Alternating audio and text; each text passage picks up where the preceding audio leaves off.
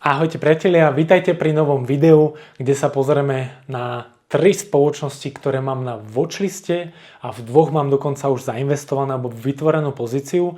Poviem vám, prečo som do týchto firiem investoval, kde vidím aktuálne u nich potenciál a prečo tieto firmy chcem držať dlhodobo a po prípade, keby prišla nejaká korekcia alebo pokles, tak by som vlastne do týchto firiem zainvestoval ešte väčší kapitál.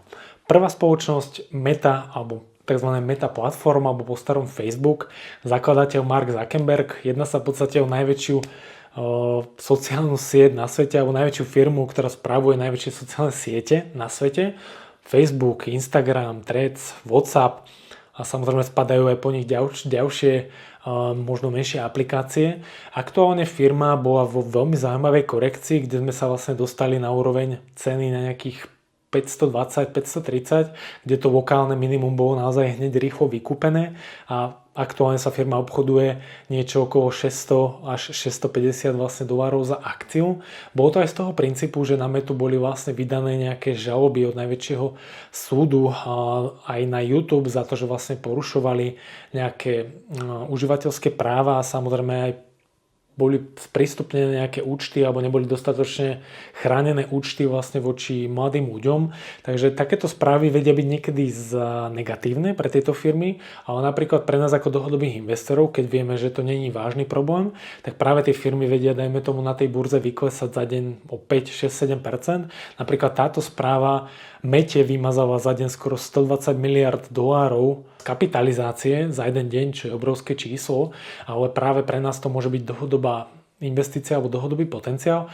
Ja som Metu nakupoval ešte v roku 22-23, ešte keď bola za 100-150 dolárov, takže naozaj tam mám nezrealizovaný zisk na niektorej pozícii skoro 400%, ale jedná sa o malú pozíciu, že bavíme sa niečo do 500-600 dolárov a práve túto pozíciu by som chcel dostať v budúcnosti jednu z najväčších v rámci portfólia, lebo celkovo ten dlhodobý potenciál tam vidím a cena tej akcie, ako ťažko sa to ohodnocuje, ale dajme tomu do nejakých 5 rokov tam vidím kľudne potenciál, aby sa mohla dostať na nejakých tých 900, 950, niekde k tým $1000 takže tam určite vidím obrovský priestor ešte na nejaký rast. Druhá spoločnosť je Constellation Software. Niektorí z vás možno ju nebudú poznať, ale jedná sa vlastne o kanadskú softwarovú spoločnosť alebo tzv. Firmu, ktorá vlastne rastie na základe toho, že akvíruje alebo skupuje menšie softwarové firmy.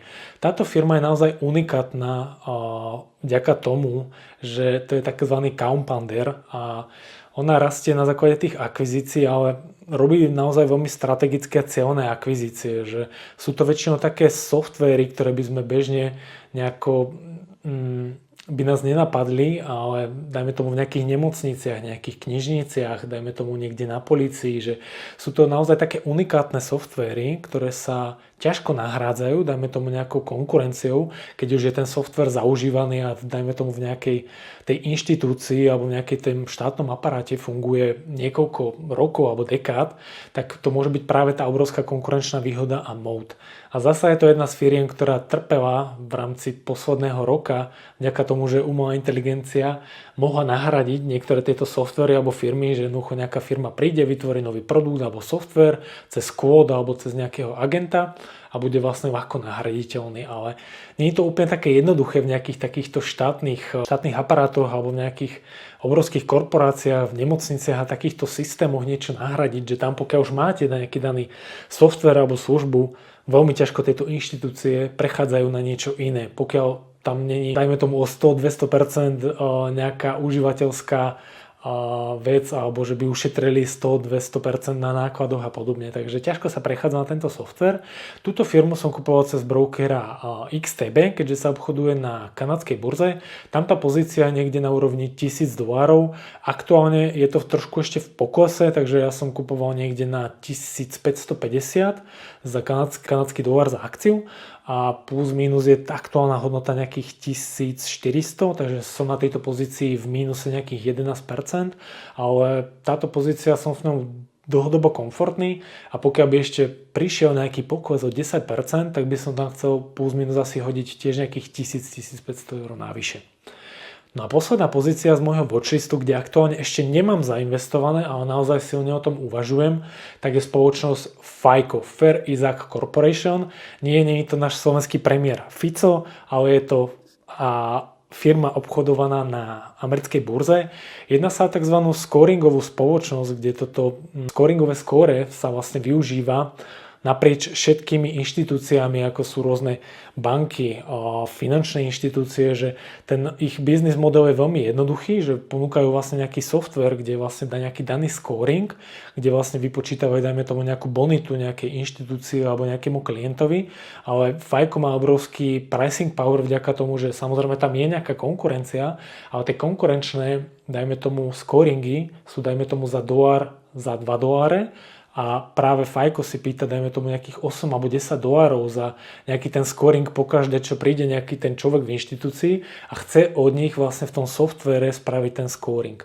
Samozrejme je tam obrovský tlak zo strany nejakých regulácií alebo úradov, kde môžu samozrejme povedať, aby FICO toľko nezvyšoval tieto ceny. Samozrejme môže tam byť narastajúca konkurencia, ale táto firma má obrovský moat, ktorý si budovala neskutočne veľa rokov. A takisto je to niečo, kde ste taký hlavný štandard v tých finančných inštitúciách, tak sa veľmi ťažko prechádza na scoring inej spoločnosti. Samozrejme niektoré finančné inštitúcie možno časom prejdú na iný scoring, ale pokiaľ je to takto zaužívané a v tých finančných inštitúciách tak prerastené, tak stále môže mať obrovskú konkurenčnú výhodu a moat. Takže aktuálne FICO sledujem.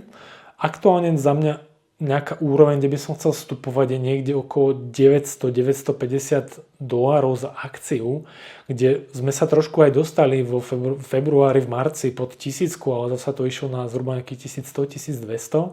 Takže tam mi príde aktuálna vnútorná hodnota zaujímavá a kde cieľim tuto zasa nejakých povedzme 50-60% zhodnotenie do nejakých 3-4 rokov.